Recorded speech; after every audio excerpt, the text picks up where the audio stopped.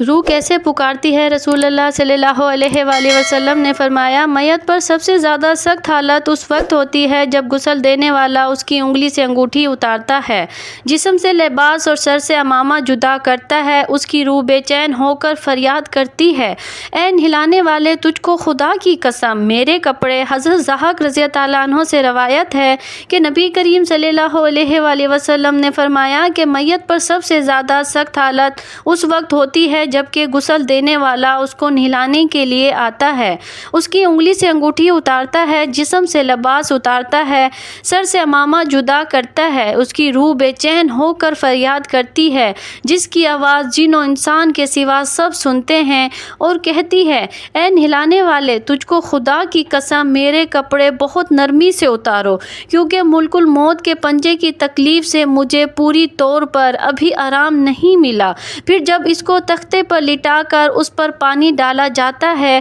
تو روح چلاتی ہے، اے نہلانے والے، خدا کے واسطے میرے جسم کو قوت سے ہاتھ نہ لگا، کیونکہ وہ جھانکتی کی سختی سے زخمی اور چور چور ہو رہا ہے۔ پھر جب نہلا کر اس کو کفن پہناتے ہیں اور پاؤں کی طرف سے باندھ دیتے ہیں تو روح کہتی ہے، اے غسل دینے والے، خدا کے لیے ابھی سر کی طرف سے میرے کفن میں گیرا نہ لگا، تاکہ میرے بیوی اور بچے اور تمام رشتہ دار دنیا میں آخری بار میری صورت دیکھ لیں، کیونکہ آج میں ان سے بچھڑ رہی ہوں، اب قیامت تک یہ میری صورت نہیں دیکھیں گے۔ پھر جب اس کا جنازہ تیار کر کے گھر سے باہر نکالا جاتا ہے تو روح پکارتی ہے، اے جنازہ اٹھانے والوں، خدا کے واسطے ابھی جلدی نہ کرنا، تاکہ میں اپنے بال بچوں اور عزیز و اقارب سے رخصت ہو لوں۔ اے جنازہ اٹھانے والوں، میں اپنی اولاد کو آج یتیم اور بیوی کو بیوہ چھوڑے جاتا ہوں، خدا کے لیے میرے بعد ان کو تکلیف نہ دینا۔ میں اپنا گھر اور مال و اسباب دوسروں کے لیے چھوڑے جاتا ہوں،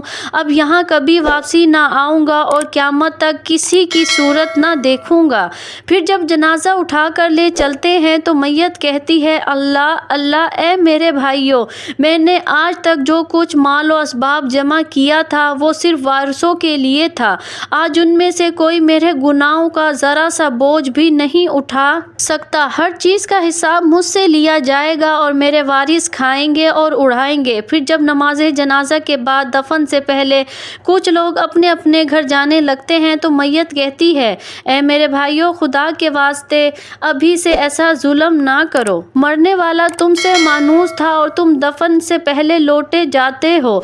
پھر جب اسے قبر میں اتارتے ہیں تو میت کہتی ہے، میرے وارثوں، اترو کر پانے والوں، میں نے جو کچھ مال جمع کیا تھا وہ سب تمہارے لیے چھوڑا، خدا کے لیے تم مجھ کو دعائے خیر اور فاتحہ سے بھلا نہ دینا۔ بزرگوں کا قول ہے کہ آخرت کی منزلوں میں سے قبر پہلی منزل ہے، اگر اس منزل میں نجات پائی تو اس کے بعد کی منزلیں بہت آسان ہیں، اور اگر یہاں عذاب میں مبتلا ہو تو آگے چل کر اس سے زیادہ سختی ہوگی۔ حدیث شریف میں ہے کہ مردہ قبر میں ایسا ہے جیسے کوئی شخص پانی میں ڈوب رہا ہو اور مدد کے لیے فریاد کرتا ہو۔ مردہ ہر وقت اپنے ماں باپ، بھائی بہن یا اولاد اور دوست وغیرہ اپنے پسماندگان سے دعائے خیر اور فاتحہ کا منتظر رہتا ہے۔ جب اس کو اس کے پسماندگان کی طرف سے کوئی تحفہ ثواب پہنچتا ہے تو وہ اس کے لیے تمام دنیا اور جو کچھ دنیا میں ہے سے محبوب اور مرغوب ہوتا ہے، اور اللہ تعالیٰ اس کے رشتہ داروں کی دعائے خیر کے ثواب کو قبرستان والوں پر پہاڑوں کے برابر داخل فرماتا ہے۔